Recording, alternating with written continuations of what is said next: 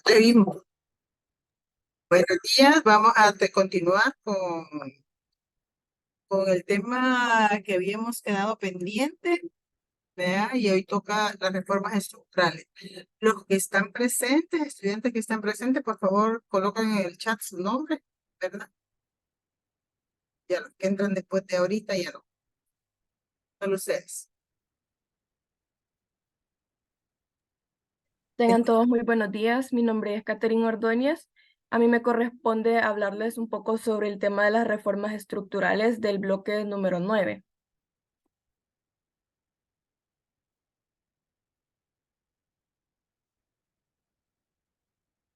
Para empezar, tenemos que saber qué es una reforma estructural. Y las reformas estructurales son medidas que modifican el tejido de una economía y están diseñadas para poder reforzar la economía y mejorar su capacidad para alcanzar un crecimiento. Pero en palabras más sencillas, una reforma estructural es una medida o una política que toma un gobierno para poder estabilizar o impulsar una economía y así desarrollar el país. Ahora para darles un poco de contexto histórico, todo comenzó en el año de 1979, cuando el gobierno del general Romero fue derrocado por los coroneles Abdul Gutiérrez y Arnoldo Majano. Eh, en una, en una proclama se dio a conocer que el gobierno del general Romero había violado los derechos humanos, había fomentado la corrupción y también había dejado mal la economía y también la sociedad. Por lo que esto nos lleva al siguiente evento que fue la creación del plan de emergencia, que este consistía primero en la disolución de Orden. Orden era una organización democrática nacionalista y que fue creada en el año de 1966. Esta organización tenía como objetivo evadir el comunismo en el país y tuvo que ser disuelta debido a que causaba demasiada inseguridad en el país porque tenían un plan de acción demasiado violento. Luego, el punto número 2 del plan de emergencia era garantizar al 100% los derechos humanos. Y como tercer punto, tenían la adopción de las reformas para el desarrollo del país y que éstas se basarían en las reformas que les voy a hablar más adelante. En el año de 1980 tenemos como primer evento la reconfiguración de la junta directiva, que estaba conformada por el doctor Ramón Navarrete, el coronel Abdul, y Napoleón Duarte y José Antonio Morales. Sin embargo, a pesar de que se dieron todas estas acciones, el país no tuvo mucho cambio debido a que seguía muy violento, y lo que nos da paso a al siguiente evento, que fueron los paros y manifestaciones. Algunos de estos fueron el paro algodonero, y también la manifestación de la mujer por la paz y trabajo en El Salvador. También en ese mismo año, tras el golpe de Estado que sucedió en ese año, el gobierno tomó acciones como la fijación de los precios en la canasta básica. También se creó la Comisión Investigadora de Reos y Desaparecidos Políticos. También elevaron el salario del sector cafetalero. Y luego, tras la alianza con Estados Unidos, se permitió la creación de las reformas estructurales en el país, que son de las que les voy a hablar en la siguiente lámina. Primero tenemos la primera reforma estructural fue la creación de INCAFE. INCAFE significa el Instituto Nacional del Café, el cual fue creado el 2 de enero de 1980 por el decreto número 75. Esta reforma establecía que el café producido en el país fuera de utilidad pública y así creando un monopolio para que la exportación del café nada más fuera. Esta institución tenía la responsabilidad de la compañía salvadoreña en aquel entonces. Y según lo que entendí de este cuadro que está en el libro de cátedra, fue de que para el año que crearon Incafé, las exportaciones de café tuvo una gran alza, como lo podemos ver acá. Luego se creó el 20 de mayo de 1980 INAZÚCAR. INAZÚCAR significa el Instituto Nacional de Azúcar, que fue creado por algún decreto y que esta reforma trataba de que solamente el gobierno tenía la capacidad o que estaba facultado para poder exportar el azúcar y la comercialización de esta dentro y fuera del país. Luego, mediante el decreto 159, fue creada la reforma agraria el 5 de marzo de 1980. La reforma agraria consistía en la toma de bienes o propiedades que excedieran las 500 hectáreas y que tuvieran como propietarios a personas naturales o sociedades, a excepción de las propiedades que estaban utilizadas para actividades agropecuarias o que fueran de cooperativas agropecuarias. Y como último tenemos la creación de la ley transitoria de las instituciones de crédito y asociaciones de ahorro, que fue creado por el decreto número 159. Ahora bien, lo que el gobierno buscaba a la hora de crear estas reformas era poder modificar y desconcentrar, concentrar las propiedades de las tierras y poder controlar los bienes y recursos en el país y que fuera de una manera más igualitaria.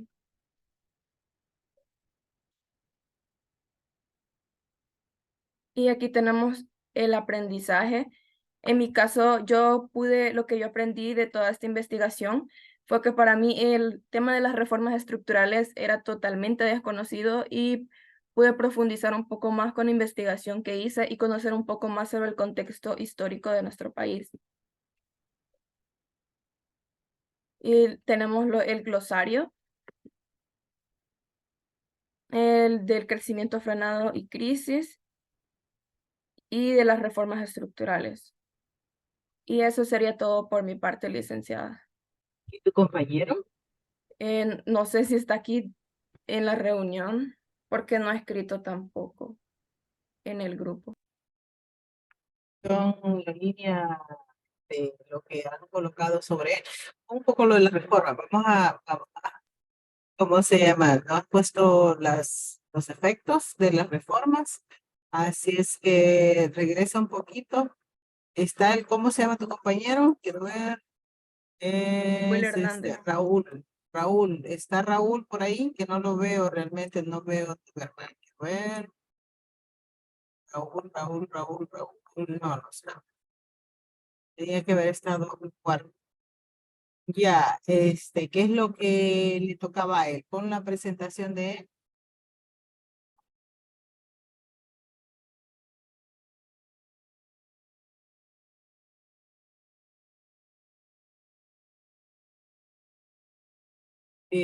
Vaya, recordamos, ¿verdad? De que veníamos de los programas de ajuste, de los programas de reconstrucción. Una vez los programas de reconstrucción dejan de, dejan de estar, por eso lleva a un crecimiento no como se venía viendo posterior a la, ¿cómo se llama? Tengo aquí algo que no.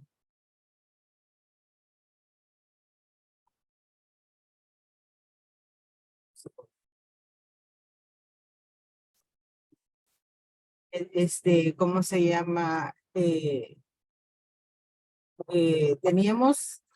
Veníamos con los programas de reconstrucción al quitárselo, entonces empieza la economía a desacelerarse, o sea, a crecer menos. ¿Verdad?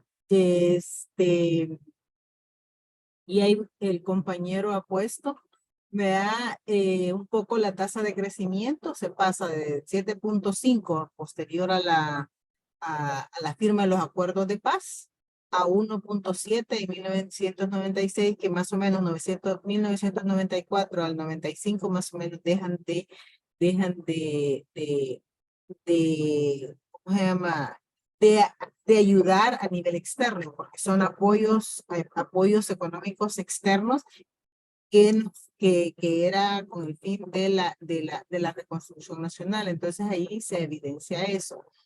Medidas que se dieron también es la derogatoria de la ley de impuestos sobre el patrimonio, la ley de, con la firma de los acuerdos de paz, ¿verdad? Y el presidente Cristiano, yo creo que alguien más lo va a tocar, se empiezan a dar una serie de medidas y entre esas medidas está la privatización del ingenio. ¿Se acuerdan?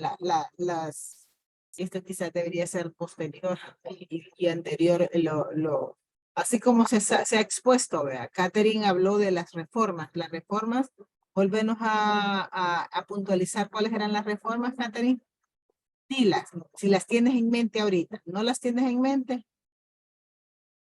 La creación del INCAFE, la creación del INAZÚCAR, la reforma agraria y la creación de las instituciones de crédito. Las reformas estructurales era la nacionalización de la banca, la nacionalización del comercio exterior, la reforma agraria y había una cuarta que ahorita no la recuerdo. Entonces, esas reformas, lo primero que hacen es quitarlas, ¿verdad? Entonces, de ahí es la privatización de los ingenios. ¿Verdad? Antes estaba nacionalizado y se privatiza, pero lo primero que privatizan son las cosas, las instituciones que habían sido nacionalizadas con la reforma estructural.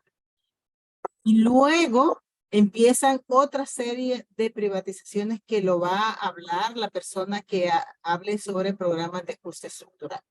Entonces, por eso están esas, la ley de privatización de ingenio, ley de sistema de ahorro para pensiones, bueno, o sea, ¿cómo se llama? Se reestructura incluso las pensiones.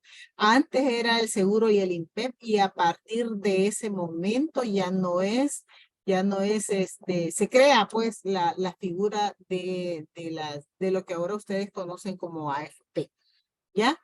Y ahí está, también posterior es la privatización de la Administración Nacional de Telecomunicaciones, ¿vea? Llegando a hacer 3 compañías, Cartel, bueno, que es claro ahora, Movistar, Tigo, eran los 3. ¿Verdad? De ahí sale Telcel y otros más. Y a medida que ha ido pasando el tiempo, tengo entendido, no les sabría decir a ciencia cierta, que las compañías nuevamente tienen el mismo dueño. Está privatizado, ¿verdad? Y tienen el mismo dueño y no somos nacionales, creo yo. Pasa, siguiente. Siguiente. Vea, las medidas de política económica, medidas más importantes, integración monetaria. Se da la dolarización, vea, eso ya a finales del 2000, vea, y hay firmas de tratados de libre comercio también, eliminación de la exención del IVA. Y se implementa el IVA a los granos básicos. ¿Qué significa eso? Vamos a ver para todos. Pregunta para todos. Wendy, Febe, a los que miro aquí ahorita. Quiero ver. Francisco, ¿qué significa que le pongan el impuesto ¿cómo se llama? Francisco Muñoz. Vamos a ver. ¿Qué crees tú que significaría para ¿cómo se llama? Para la economía doméstica, colocarle el impuesto del IVA? Pues me imagino que antes de eso no tenía agregado el valor agregado, que es del 13%. No hablamos de valor. ¿Qué significa valor agregado? Ahí me estás metiendo otra cosa. Del impuesto al valor agregado, me imagino yo, del IVA, no sé si es otra cosa. Sí, es un impuesto. ¿Qué significa que esté ese impuesto a los bienes de bienes de primera necesidad? Me imagino yo que tal vez un poco de crecimiento. ¿Crecimiento en qué? Económico. Poco crecimiento. No, lo primero es, ¿qué significa para la población? Vamos a ver, vamos a agregarlo así. ¿Qué significaría para la población? El primer efecto, si se incrementan los precios, ¿qué significa? Para la población, pues que va a tener un costo más caro la canasta básica. Exactamente, va a tener menos poder adquisitivo, ¿verdad? En otras palabras, menos poder adquisitivo para comprar sus bienes, ¿sí? Entonces, esa es una consecuencia de todas las medidas que se estuvieron dando en esa época, ¿ya? Entonces, por eso es crisis, ¿ya? O sea, por un lado se está, y todas esas medidas de privatización y de, incluso se da un proceso de descentralización del Estado, donde se promueve a las municipalidades, se crea el FODE, creo yo, no sé si en esa época se crea el FODE, de eso no estoy segura, pero está el FODE, se fomenta el FODE, entonces empiezan a desarrollarse las municipalidades, ¿ya? Por otro lado, ¿vea? Por otro lado, aparte de lo que se está viendo ahí. Vea, también, quiero ver, el noviembre se estableció la ley de conservación del fondo vial. Esto es un impuesto que se le pone al combustible, lo hace más caro, ¿ya? También en 2003, y no sé en qué, se da el plan de mano dura y posteriormente el plan de super mano dura. Aquí empiezan a combatir a las, ¿cómo se llama? A las pandillas, que supongo yo que la persona que hable sobre las pandillas va a profundizar. Dale siguiente.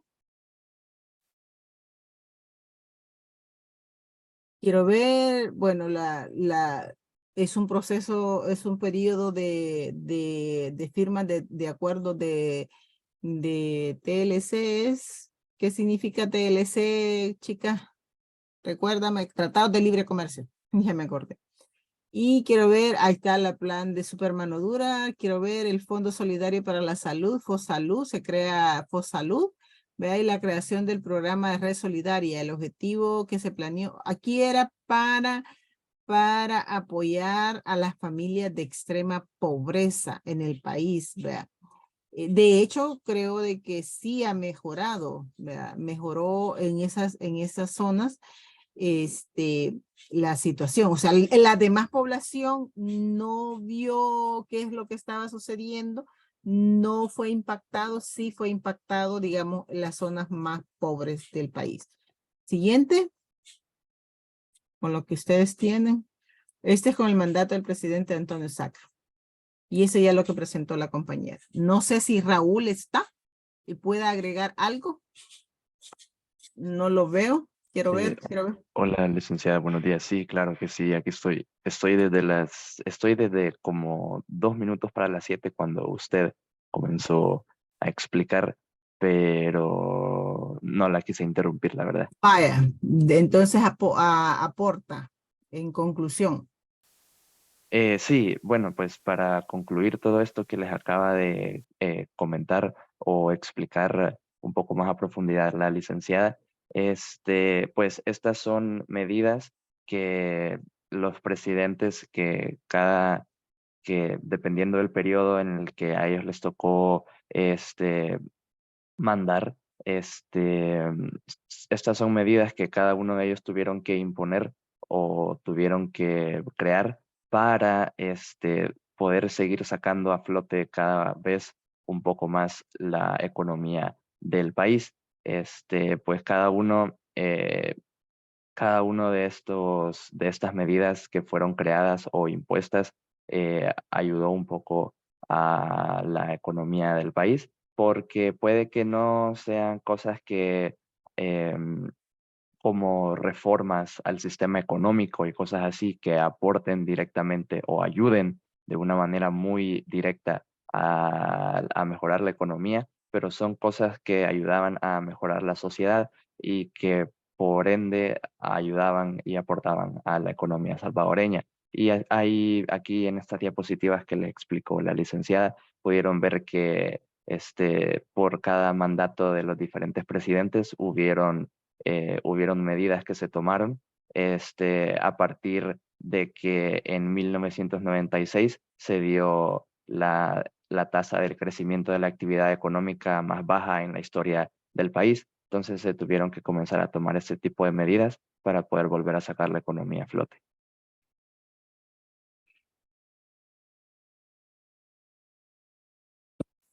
Si fuera ayuda efectiva, eso la historia misma lo puede ver.